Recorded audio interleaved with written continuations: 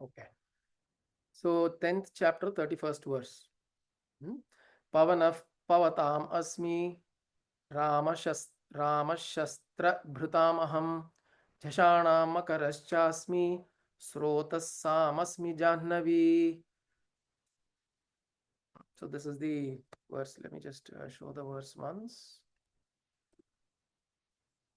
Pavanaf pavatamasmi Ramashastra bhrutamaham Jashanam makaraschasmi Srotasamasmi Jahnavi. So again, each verse he is he's continuing to explain how he is the greatest and the best amongst all. So he is saying, Pavanaf Pavatam Asmi. So of all that purifies, I am the wind. The word Pavana is, there are two ways we look at this word. One is Pavan or Pavana, or Pavana is also means the wind, and Pavana means that which is purified. So why does something become Pavana?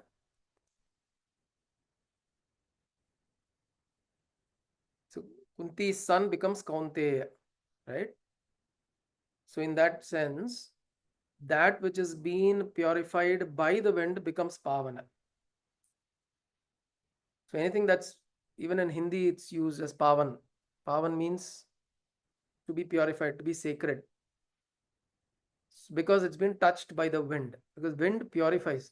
See, the difference between wind purifying something and fire purifying something is very different. When wind purifies something,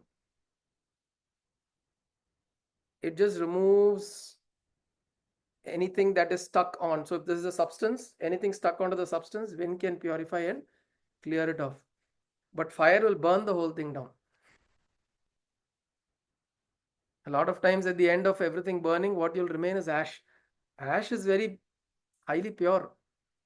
There's no doubt about it, because it's the original form of substances, ash. But the original substance is lost. Right?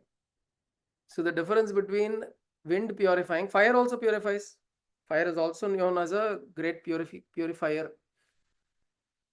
But the difference is this between the two tattvas. One purifies and retains the substance as it is and removes the things that are not part of that substance. It can blow it off. But fire can completely burn off the original substance also. It can give it complete moksha. It can give the substance complete liberation, which means it will dissolve the identity of that substance completely. So it will purify in that sense. It's like, the ultimate purification. The substance itself will not have an individual identity. That can happen with fire. But he's saying, I am all that, amongst all that purifies, wind or the Vayu carries greater importance because of this reason. We can blow off, and it can retain the original substance as it is, yet cleanse you off. Okay. In fact, ஒரு பஜன் கூட இருக்கு இல்லையா குருஜி? ஒரு பஜன் கூட இருக்கு, பவன பாவனா கிருஷ்ணா அப்படின்னு. Pavana Pavana Krishna. Yeah, correct. So the word Pavana and Pavana that way is connected.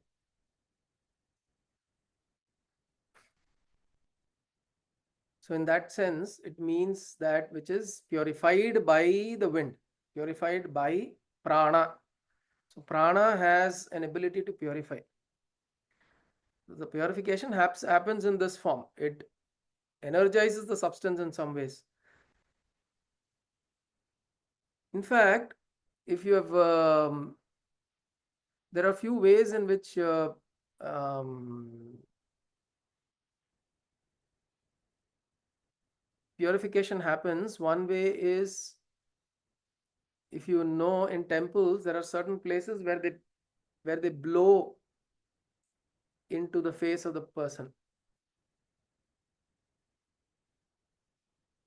In fact, by blowing, it cleanses you. See, putting water, sprinkling water is definitely a way to cleanse.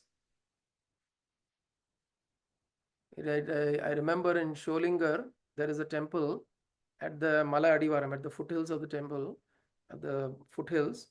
There's a temple where it's an Hanuman temple, where the Vadyar will take water and splash on the face of the devotees. And he'll splash it when you're not expecting. தண்ணி தெளிக்கிறது. நரசிம்மர் சன்னதியில பண்ணுவார். Narasimhar சன்னதியிலையும் They'll also do it in the Narasimha Sannadhi, correct. So they'll do that to drive away the fear. Any fear or anything that is possessing this individual, mentally disturbed in some form, it can remove it. But that's a little intrusive. The other way is to blow air. Blowing air is also a way of purifying. And if you have the mantra siddhi, some form of siddhi that somebody has, it is a good way to blow air onto some objects or substances. Because if you have attained mantra siddhi by chanting a mantra for a very long time, you can blow, and then your breath, your prana, because these mantra energies are mixed with your prana. So by blowing, you can transmit that energy also. Breath is a carrier of prana. Prana is the energy. Breath or air is a carrier. So air can become a carrier to go and cleanse or energize. In fact, it is said, as explaining to someone the other day, this is one method. If you're doing japa using your japa mala that you're wearing, if you're wearing a japa mala, or if you keep it someplace at the altar, after you do japa with the mala, hold the mala in your hands and then blow into it. So first is you do the japa using the japa mala, whatever number of times you're doing, and then at the end of it, you hold the whole mala in your palm and then blow. Just blow air onto it. When you're doing that, by means of your breath, you're sending the prana that has been energized by your chant, and that will be absorbed by the substance. It is a tulasi mala or a rudraksha mala or whatever crystal mala, spatikam, and then you wear it. So then it stays. These are ways of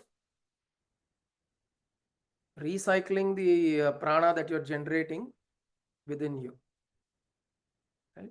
So in that way he's saying, so that way the air or breath it can be used as a medium to purify, right? So he says, amongst all that purifies, pavatam asmi, amongst all that purifies, I am asmi pavanaha, I am wind or the breath or the air.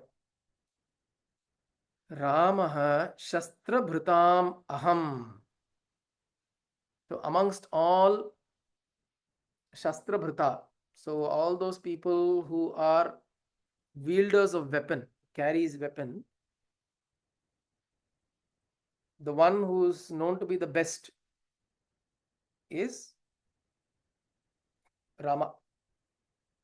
Which is why in all forms of idols of Rama, you will never see Rama without a bow and arrow. Because he's always seen as, in the Purushottama Rama, you see him, that form, he's seen as a Kshatriya who's always Tatpara Ram. He's always ready. He's always ready. So he carries this bow with him. And he's the best Kshatriya. So to show that how much ever, in whatever situation he is, he's always available. He's always ready. Right? Krishna, look at other avatars, you will not see them. Of course, you have Parashurama always carrying a parashu. But amongst all men, amongst all Kshatriyas, he is considered to be a very exalted Kshatriya, elite of the elite, right? Rama. And so, as a Kshatriya, he is always wielding a bow and arrow. And he says, Shastra Bhritam, amongst all those who are carrying weapons, I am Rama. Right? Hanuman carries a weapon always. Bhima carries a gada always. Arjuna also carries. Right? Even Vishnu's avatara Parashurama also carries. Balarama carries a hala.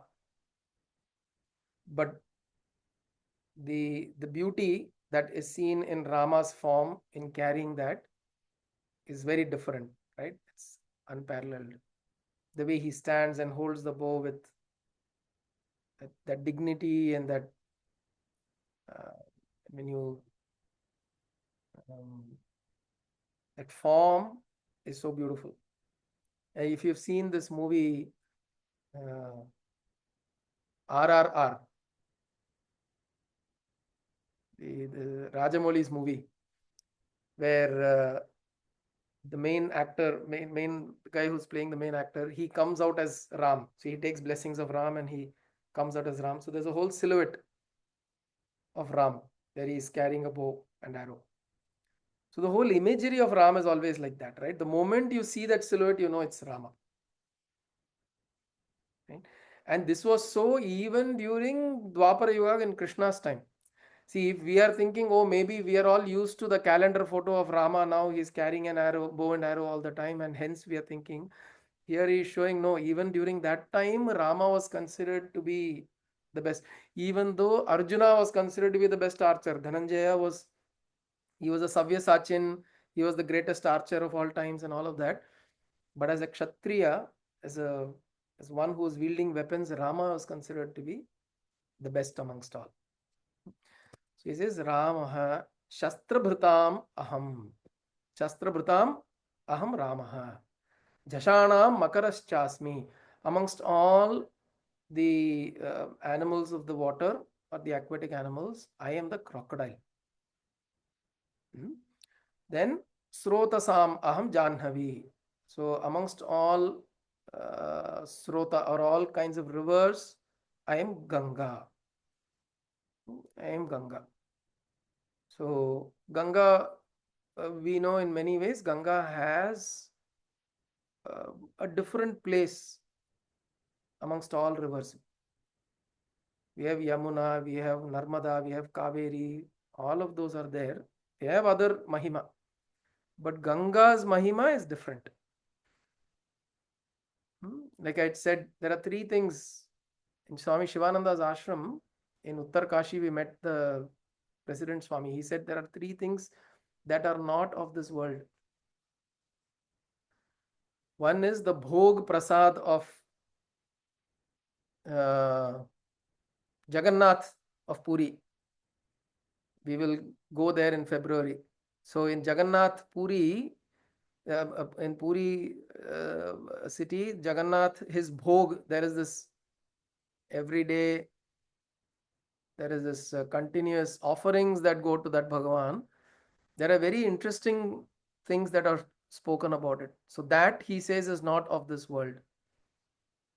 The second thing is Vrindavan's dust. The dust of Vrindavan. So we've been there. He's saying the dust particle of Vrindavan is not of this world. It has very, very special quality. And the third is the water from Ganga. My Guru's Guru Shivananda would, there are times when he would have roti he'll get roti through bhiksha and all. He will go and dip roti in Ganga jal and eat that roti. And he'll say, I'm full. He'll feel full. Just that roti, he will go to directly, not taking in a bucket of water and all that. He'll go directly to the flowing Ganga, he'll dip there and eat. Tottukarthukku Ganga jal. So that is the Mahima of Ganga. So he's saying, Srotasam Asmi Janhavi. I am Ganga. Janhavi is because she gets that name because the Rishi, what's his name?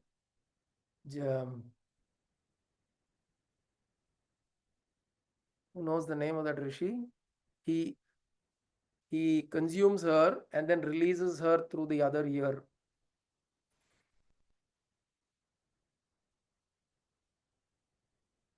Because so she flows down from Shiva's locks and then she keeps flowing. And then I don't recall the complete story. Maybe you can look up. So there is this Rishi who Jana, some Rishi, he consumes because she is making a lot of noise. Janhu. Isn't it Janhu? Janu, is it? Janu Rishi. Janu Rishi. Janu Rishi. So because she's making a lot of noise while she's flowing and all of that. Rishi Janhu. Rishi Janhu. So because of that, he makes a lot of noise with the torrent and all that she's flowing, and then he consumes her. Romba chatham podra appadinu. And then she pleads to release and then comes out of the ears of the Rishi. And so she is known as one who is born to Jannu Rishi. So Jannavi, the one who is born to Jannu Rishi. And one of the other reasons is also that is why our ears are considered to be Ganga. Those who do pranayama, we touch the ears to purify. So because your breath can sometimes, when breath will make this, the breath that's coming from the nose can make this place impure, and then you use the ears to cleanse your hands during இன்னொன்னு கூட சொன்னாரு எங்க வாத்தியாரு, சிவனோட அந்த தலையிலேருந்து கங்கை விழுறது இல்லையா, இந்த side தான். So you are touching because you are getting Ganga water. Flowing from this side. அப்படின்னு Correct. நான் கேட்டேன் எதுக்கு காதை தொடரும் அப்படின்ட்டு. சொன்ன மாதிரி இந்த சைடு தான் கங்கை வருது. So you are purifying your hands, washing your hands. Purification is the idea. But the other reason why you touch your hands is also different because your இது more plausible in the reason. நீங்க சொன்னது Janu Rishi. Jannavi. There's a third reason is also because your ears are listening to Vedas. Hence your ears are purified. So body parts the ears are considered to be the most sacred because it listens to Veda Ucharam. So it's constantly listening to Vedas and mantras and it's purified. And hence you can touch. What is it, Ma? Srividya, I can't hear you.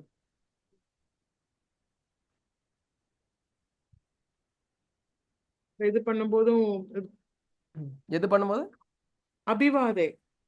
அபிவாதே பண்ணும்போது அதுக்கும் அத ரீசனா?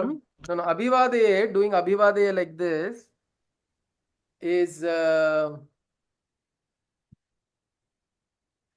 okay. That is a slightly different reason.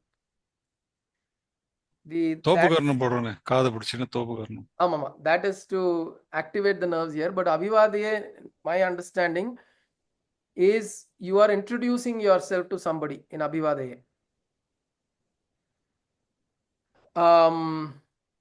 By means of introduction, you are helping them to give you.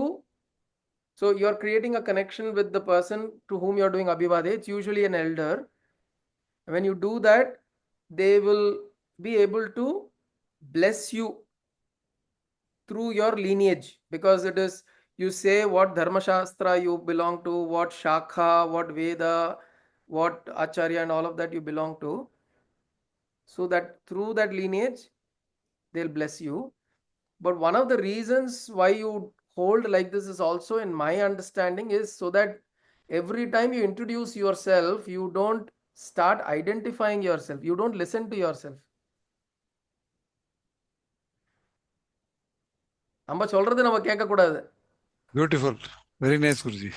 You don't get stuck to the name and the lineage. Correct. True. You do that so that you don't listen to yourself, you are telling it to that person. In fact, to Shankaracharyas and Ivalkallam, Sannyasis you should not do Abhivadaya. And the reason is because you should not taint their perception. They should look at everybody the same. ஞாபகம் இருக்கு, மாபெரியவா யாரோ சேவிக்க போறச்சே உடனே நான் வந்து சின்ன வயசுல out of practice I did அபிவாதே. தென் தே இமிடியட்லி செட் பண்ணக்கூடாது அப்படின்னு. ஸோ மதருக்கு பண்ணக்கூடாது. Mother also is it? Okay, that I didn't. இல்ல எங்க இதுல வந்து வாத்தியார் சொன்னா, அப்பாவுக்கு நாட் நெசசரி நமஸ்காரம் பண்ணும்போது அப்பாவுக்கு தேவையில்லை, அம்மாவுக்கு பண்ணணும், அம்மாவுக்கு அபிவாதி சொல்லணும் அப்படின்னா. அப்படியா? தெரியல, சர்ப்ரைசிங். எனக்கு மாத்தி இருக்கு, அப்பாவுக்கு சொல்லலாம், இது கிடையாது. You don't need to tell it to any woman except your mother அப்படின்னு சொன்னாங்க. என்ன கேட்டா ரெண்டு பேருக்குமே சொல்லக்கூடாது. So that's right. So anyway, so coming back to this Janhavi, so the story was from Janhavi. Why was Ganga called Janhavi? And then next one we move on, the 32nd verse. Sarganam adi antah cha madhyam cha cha madhyam cha eva aham. Arjuna, Sarganam adirantascha madhyam chaivaham. Arjuna, Adhyatma vidya vidyanam vadav pravadatam aham. So I am at the start, in the middle, at the end. Then Adhyatma vidya vidyanam, amongst all kinds of sciences or studying or all kinds of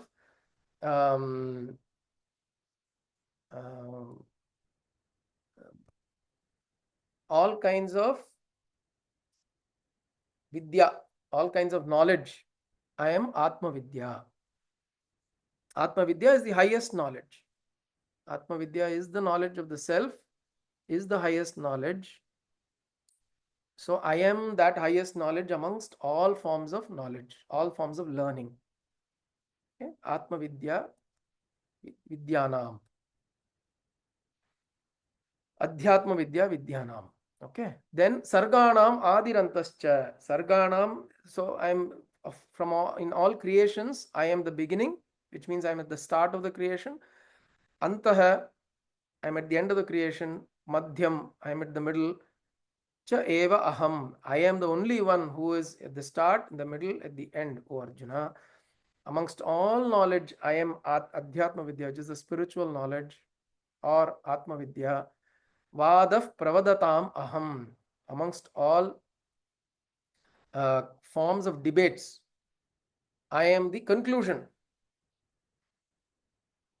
Right? Which means do whatever you do, at the end where you arrive, that's me. That is what it means. Whatever form of conclusion you come to at the end of a debate, whether you are a Vadi or a Prativadi, you are coming to a the prosecutor comes to a conclusion or the defendant comes to a conclusion.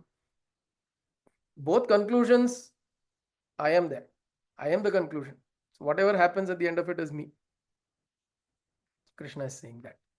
Okay. Then he says, Aksharanam akarosmi dvandas samasikasya cha. Samasa. Samasa are joint words. Dvandaha. Joint words are called samasas. Dvandaha is a certain type of samasa, correct? Kalpaka? Kalpaka is there? Okay. So samasas are these joint words. For example, if you have to say near the tree, so vrikshasya samipe, which means I am near the tree. The word is upavriksha. There's a word like that, upavriksha. So these are all these are samasas. There are different kinds of samasas.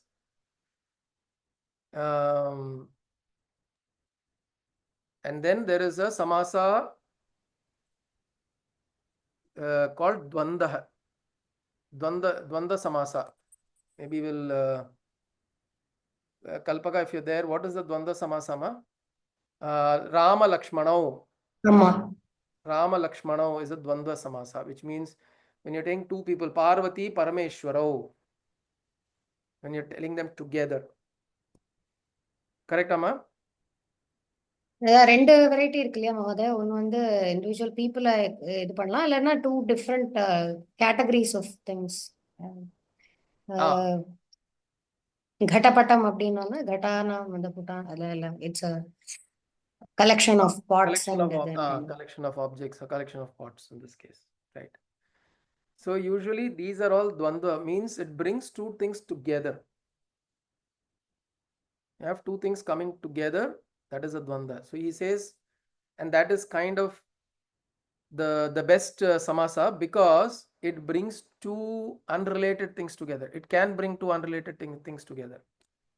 So he says, when you bring two unrelated things together, I am there. It's not just amongst a collection of things or two things that are similar. It's also when there are two things which are unsimilar, dissimilar, you can bring them together. I am there. Ahamevakshayah kalo. So he's saying aham eva akshayah kalah, so which is endless time. Akshayah means that which does not come to a destruction, that does not end. Nakshayati, that which does not get destroyed. Such a kala I am. I am that kind of kala, that kind of time, which does not end at all. That is me. Dhataham vishwato mukha. And amongst all creators, there are different creators. I am Brahma, vishwato mukha. Brahma is also called vishwato mukha.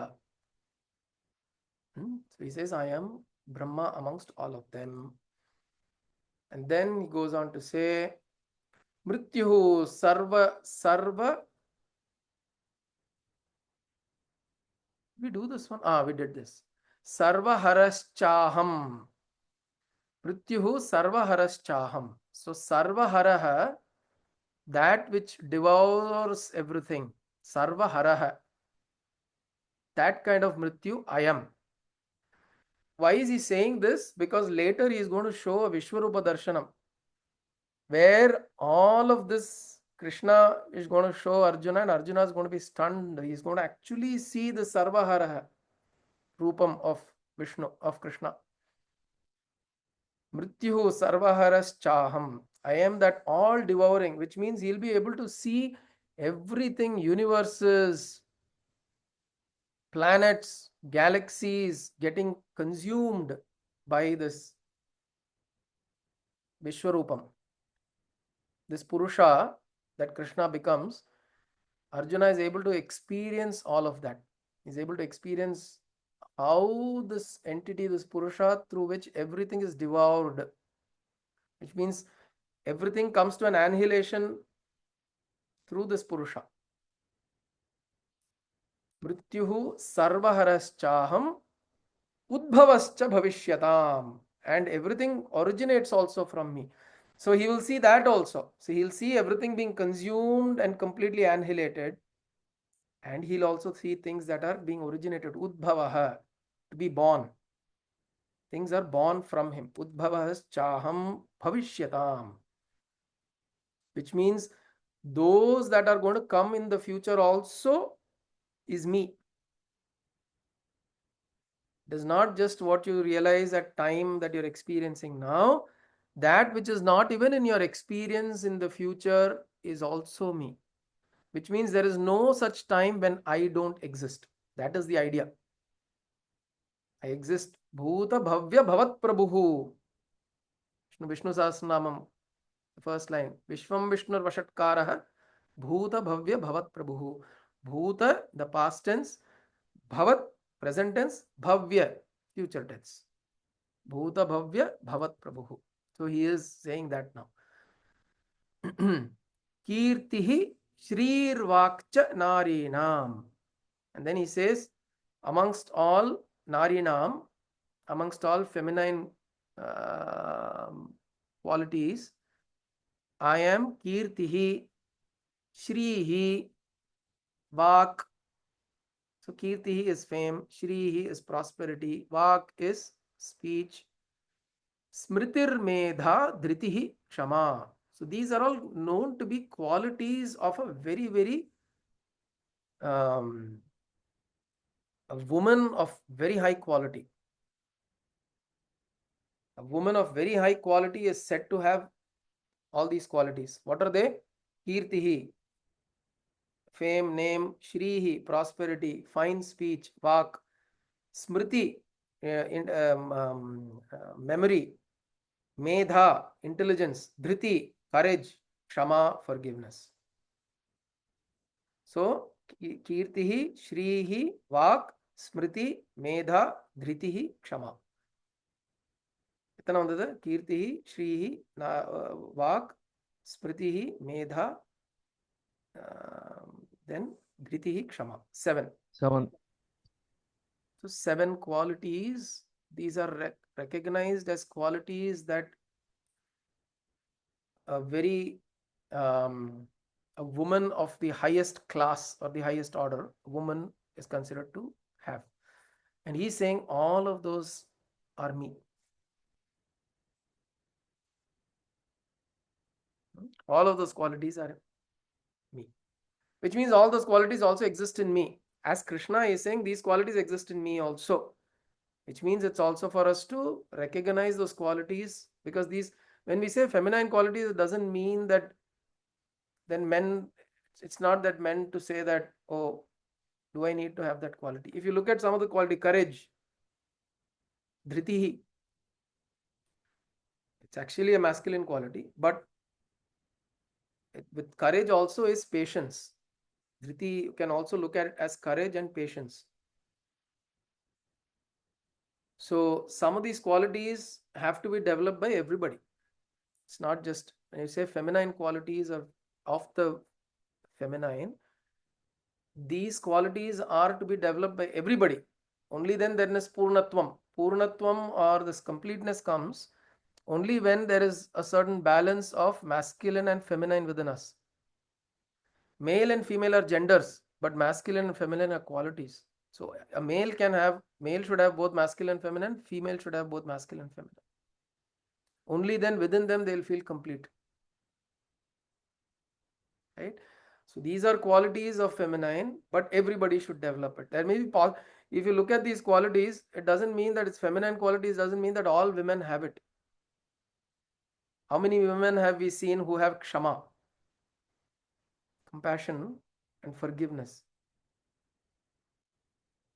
How many people do we actually in our hearts forgive and let go? In fact, hate causes greater attachment than love does. Love's attachment is to the object that you see and that you experience and enjoy.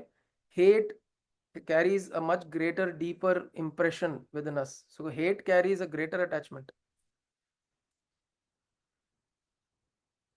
So kshama is extremely important quality. Kshama is to forgive. And forgiveness comes because of compassion. So kirtihi, which means fame, shrihi is prosperity. Fame means those who know you well. Right? Not, kirtihi can be in many different ways. Right? Your name, you can be, so that is why there's English, there is a word called famous and infamous. Infamous means you are famous, but not for the right reasons. So, Shrihi, prosperity, the right kind of wealth, physical, mental, emotional, all kinds of wealth. Vak, fine speech. Smriti, memory. Medha, intelligence. Thritihi, courage and patience. Kshama, compassion and forgiveness. So these are qualities one needs to have. He says, Krishna says, if you have this, that's me. If you find this in somebody, recognize I am the one that's present there. So which means if you want Krishna here, develop some of these things. Brahatsama tatha samnam Gayatri chandasamaham masanam margashirshoham ritunam kusumakaraha. So it says amongst samnam, so amongst all saman, all the hymns of the Samaveda, I am Brahatsama. In Samaveda, there are different kinds of samas. There are at least, I think, 2-3 kinds of samas that are saman forms that are there. Brihat sama is like maybe large compositions. So, and it's very complex, but it's beautiful to listen to. Because I am Brihat sama. Gayatri chandasamaham. Amongst all chandas, I am Gayatri. Gayatri chandas is considered to be one of the most popular chandas. Right? The Gayatri mantra got the name because of the chandas. But the Gayatri mantra is actually through Savitur Devata, Surya Bhagavan. So the name Gayatri mantra came, it is actually Savitri mantra, Savitur mantra. It's supposed to be Savitur mantra, but it's called Gayatri because of the chandas, but it's a popular chandas. At that time, that was the most very easy chandas. So we have seen different chandas, like for example, Saundarya Lahari, we've seen the chandas is called Shikharini. Shikharini is the Saundarya Lahari chandas. Then the Totakashtakam is in Totaka chandas, which is your Venkateshwara Stotram, Kamala Kucha Chuka Kumkumato. That is in Totaka chandas. இந்த மந்திர மாத்திரிகாஸ்தவ அது சொல்லி தந்தேன் அது என்ன? Mantra Matrikastavam. That is what chandas is that? No, I don't know. I just asked. I also don't know. That is a slightly different chandas. Shamala Dandakam? Shamala Dandakam is, it doesn't have a particular, so Dandaka is a form of a chandas. Dandaka is a form of a chandas. So these are different chandas. And she is saying that I am Gayatri, Chandasam Aham. Which means I am the most effective and the most easiest. Which means saralam, easy. Everybody can access me. Right? You don't have to be Kalpaka. Complex தாளம்லாம் புரிஞ்சுக்கணும்னு அவசியம் இல்லை, சிம்பிளா இருக்கும். ஆமாமா, அதுக்கு natural flow இருந்தா போதும். There is a தாளம் called Mahalakshmi தாளம் that was created by L. Shankar, L. Subramaniam's brother, the violinist. அவ 4 பேருமே ரொம்ப டேஞ்சரஸான people. Do you know what that this thing is? The chandas. No.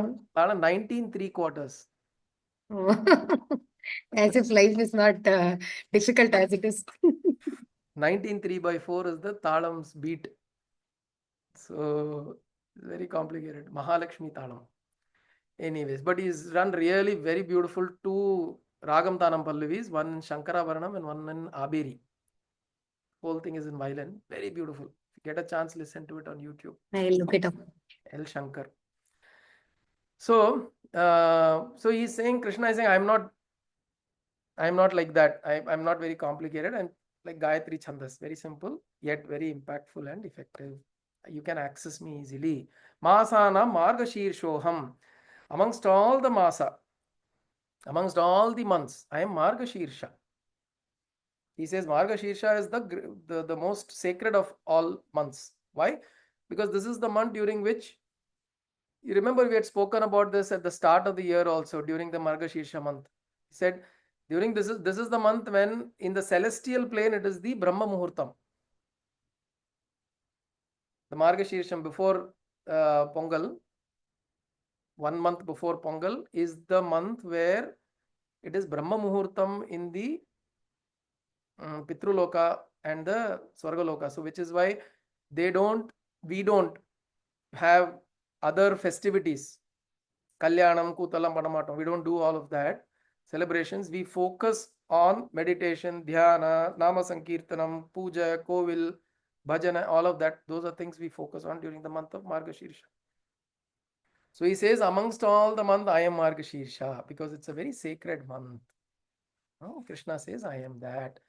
Then Ritunam Kusumakaraha. Amongst all Ritu, I am spring. There is a song called Chandana Charchita in it's the second, third, fourth song in Ashtapadi in Jayadeva's Gita Govinda. And the previous one is Shrita Kuch. I don't remember the name. So the third and the fourth songs are nice. Kamala. Shrita Kamala Kucha. These are songs which are nice, which describes the Ritu, which is a spring Ritu. Very beautifully described by Jayadeva. And that is the spring season which everybody looks forward to. Of course, sadly, we rarely experience spring. I mean, we don't have that experience. It's either very cold. Nowadays, it's quite cold. Otherwise, suddenly it becomes winter. I mean, summer. Suddenly, it's very hot. Otherwise, in between, it rains. So, right now, it's like all complicated. So, we don't know what this Ritu is. Kusuma Karaha. Vasanta Ritu or Kusuma Ritu. So he says, amongst all Ritus, I am the spring season, the season when the flowers start blossoming. After winter, flowers starts blossoming before the summer heat sets in. It's a very beautiful time. It's actually a time for many creatures to mate, the birds and many land animals, the day animals. It's a time to come together. It's usually shown as a time of love and so that way the coming together and the experience of joy and love and all of that happens during this time. And it's very close to Krishna's heart, because he is in Vrindavana. You can imagine Krishna, he's always like that, right?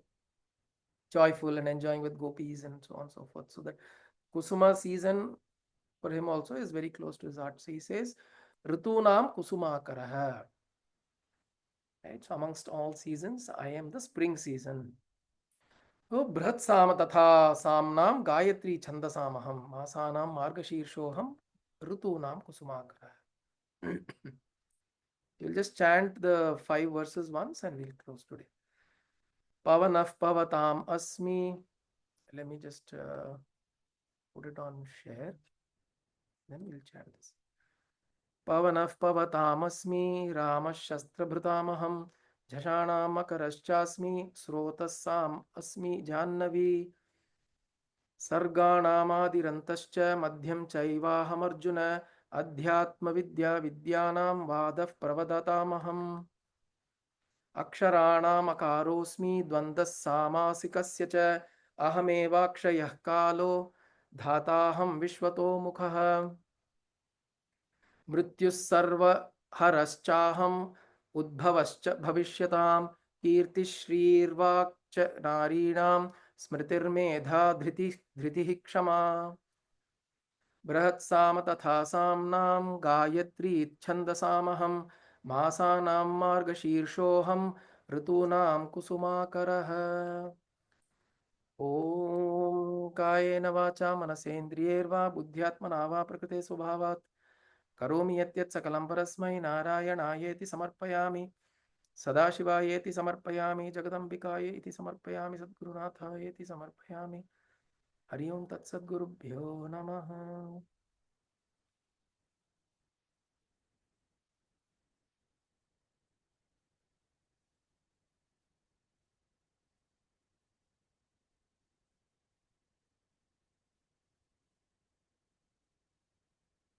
देवा हरि ओं